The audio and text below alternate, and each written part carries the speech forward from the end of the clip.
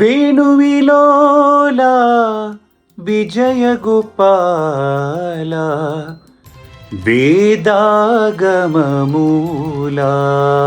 గోపాల வேதாகமமூலா கோபாலா. பரம்பொருளான வேத புருஷனான பகவானோட பாதாரம் இந்த திரு சாஷ்டாங்க பிரணாமம். நிறைய வருஷத்துக்கு முன்னாடி நடந்த ஒரு நிகழ்ச்சி.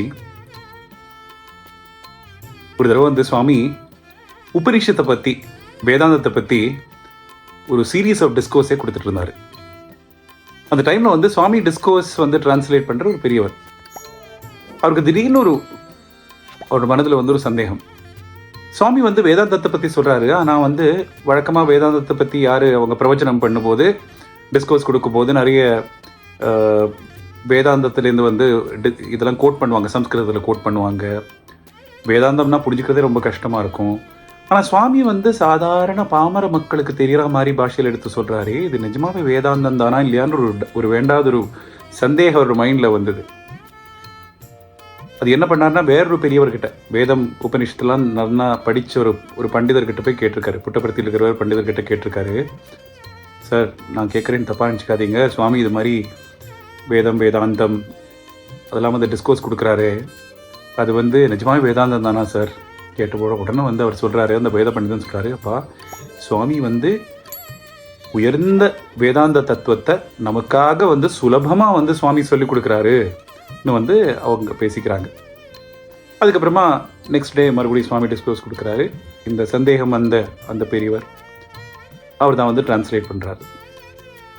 சுவாமி என்ன பண்ணுறாருன்னா, அன்னைக்கு சுவாமியோட டிஸ்கோர்ஸில் த்விபபுக்த கபித்த பலமுலேங்கிற வார்த்தையை யூஸ் பண்ணுறாரு. கபித்த பலமுலேனா தெலுங்குல இது தெலுங்கு சம்ஸ்கிருதம் கலந்தது. கபித்த பலமுலேனா நம்ம பிள்ளையாருக்கு நான் தெலுங்குல வெளுகுப்பண்டுன்னு சொல்லுவோம். இந்த பிள்ளையாரோட ஸ்தோத்திரத்தில் கஜானனம் பூதகணாதி சேவிதம் கபித்த ஜம்பூ பலசார பக்ஷிதம். கபித்த பலம் ஒரு பலம். அந்த அந்த அந்த அந்த பழத்தை பிள்ளையாருக்கு நம்ம நைவேத்தியமாக வைப்போம். அது யானைக்கு ரொம்ப பிடிக்கும்னு சொல்லுவாங்க, அதனால பிள்ளையாருக்கு நைவேத்தியத்துக்கு வைப்போம். அப்போ கபித்த பலமுலேனா அந்த கபித்த பலம் மாதிரின்னு அர்த்தம். புக்தனா சம்ஸ்கிருதத்தில் சாப்பிட்டான்னு அர்த்தம். யார் சாப்பிட்டாங்க அந்த கபித்த பலத்தை? த்விப புக்த கபித்த பலமுலே. த்விபன் சாப்பிட்ட கபித்த பலம் மாதிரி. இவருக்கு எல்லாமே புரிஞ்சுது. ஆனால் த்விபன்னா யாரு? அது ஒரு சம்ஸ்கிருத பதம். அது சம்ஸ்கிருத வார்த்தைங்கிறதுனால அவருக்கு தெரியல. அப்போது அவரால் டிரான்ஸ்லேட் பண்ண முடியல. சுவாமியை பார்த்தாரு. சுவாமி மறுபடியும் த்விப புக்த கபித்த பலமுலேன்னே சொன்னார். கடைசியில் அந்த பெரியவர் சுவாமி டிஸ்கோர்ஸ் முடிச்சுட்டு அவர் பாத நமஸ்காரம் எடுக்க வந்தபோது சுவாமி சொன்னார். சுவாமி சும்மா விளையாட்டுத்தனமாக சுவாமி சொல்கிறாரு, என்னப்பா எனக்கு வேதாந்தம் தெரியாது, உனக்கு சம்ஸ்கிருதம் தெரியாதுன்னு சொன்னார். அப்போ ஐயோ சுவாமி நான் தெரியாமல் அப்படி நினச்சிட்டேன் சுவாமின்னு சொன்னது. இல்லைப்பா பரவாயில்லன்னு சுவாமி சமாதானம் பண்ணுறாரு. அதுக்கப்புறமா இங்கே கேட்குறாங்க, இந்த த்விபங்கிற வார்த்தைக்கு அர்த்தம் என்னது? அப்போ சுவாமி சொல்கிறாரு, த்விபா, பாங்கிறது குடிக்கிறது. அதுக்கு ரூட் வேர்டு ட்ரிங்கிங். இங்கிலீஷில் ட்ரிங்கிங்னு சொல்லுவோம்ல, குடிக்கிறது. குடிக்கிறதுக்கு அதோட ரூட் வேர்டு தான் இந்த பா. த்வீனா சம்ஸ்கிருதத்தில் த்வீனா ரெண்டுன்னு அர்த்தம். ஏகம் த்வே த்ரீனி சத்வாரின்லாம் சொல்லுவாங்க, 1 2 3 4க்கு. அப்போ த்வீபானா யார் 2 தடவை குடிக்கிறாங்களோ அவங்க தான் த்விபன். யார் 2 தடவை குடிப்பாங்க?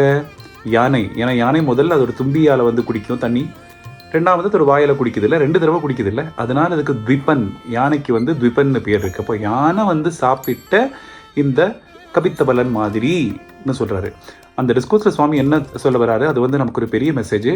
அதுதான் நம்ம கவனமாக கேட்கணும். சுவாமி என்ன சொல்றாருன்னா, மகான்கள் உலகத்தில் எப்படி வாழ்வாங்க, யானை எப்படி அந்த கபித்த பலத்தை சாப்பிடுமோ அது மாதிரி இன்னும் சுவாமி சொல்கிறாரு. அது எப்படின்னா, யானை இந்த கபித்த பலன் சாப்பிடும்போது அது எப்படி சொல்லுவாங்கன்னா, அது அந்த அந்த கபித்த பலம் அப்படியே அதுக்கு வெளியில், அது சாப்பிட்டு அதுக்கப்புறமா வெளியில் வரும்ல, அது வெளியில் வரும்போது அது ஃபுல்லாக அப்படியே வெளில வருமா. ஆனால் அதை உடைச்சி பார்த்தா அதுக்குள்ளே இருக்கிற சத்து பூரா அது உறிஞ்சிருக்குமா அந்த யானை. அப்போ அது மாதிரியே மகான்கள் என்ன பண்ணுவாங்கன்னா, உலகத்தில் அவங்களுக்கு என்ன தேவையோ, நல்லது என்னதோ அதை மட்டும் எடுத்துக்கிட்டு மற்றது எல்லாமே வந்து அவங்க வந்து மாற்றி வச்சுருவாங்க.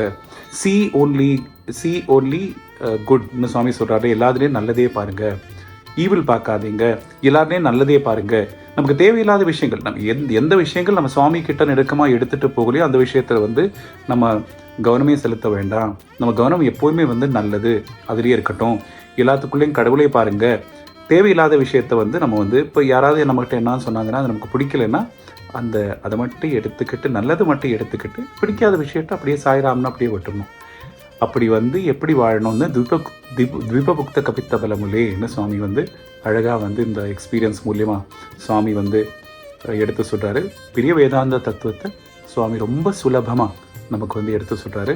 அந்த வேத புருஷனான வேதநாயகனான பகவானோட வார்த்தைகள் நம்ம புரிஞ்சுக்க முடியட்டும், அந்த சக்தி பகவான் கொடுக்கட்டும், நம்ம வாழ்க்கையில் வந்து நம்ம அதை ஃபாலோ பண்ண முடியட்டும்னு பிரார்த்தனை செஞ்சுக்கிட்டு சொன்ன வார்த்தைகள் பூரா சுவாமியோட பாதாரவிந்தத்தில் சமர்ப்பணம் பண்ணுறேன். ஜெய் சாய்ராம்.